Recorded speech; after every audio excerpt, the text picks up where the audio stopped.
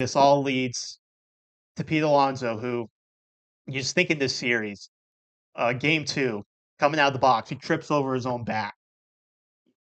Earlier in this game, a pop up in foul territory. Yes, he does have to navigate the wall a little bit there, but it looks like it's going to be out of the inning. I believe it was the seventh inning. Going to be out of the inning. Get back in the dugout, try to rally against this tough Brewers bullpen.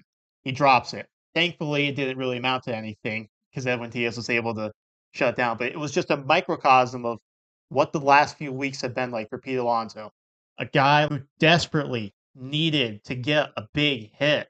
He finally did it at the exact time the Mets really, really needed it. He's still one of our big hitters in our lineup, and he hasn't produced what we expected out of Pete Alonso for the full year, especially in these type of situations. Um, and Pete can say what he wants in postseason, that he's not worried, blah blah blah blah blah.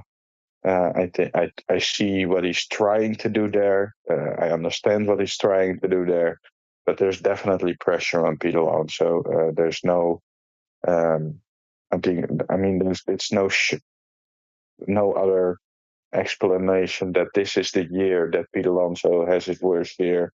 I think it's probably pressure. I don't know for sure. It's still assumption, but I think it's partly the pressure that Pete Alonso and not getting the contract with the Mets, and now trying to get a big contract in free agency with an agent that is pretty known for trying to getting big contracts for his clients.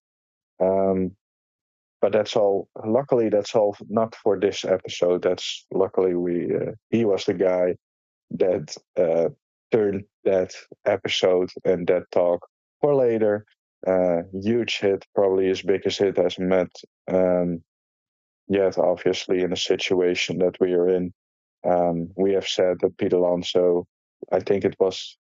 I think it was on the podcast last time we were together that Pete Alonso is a guy who has been struggling when the heat is on.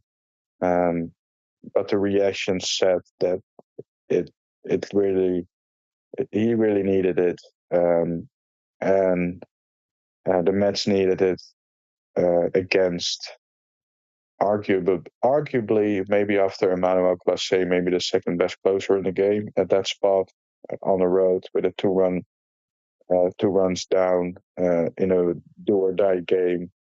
Uh, it's uh, it's magical.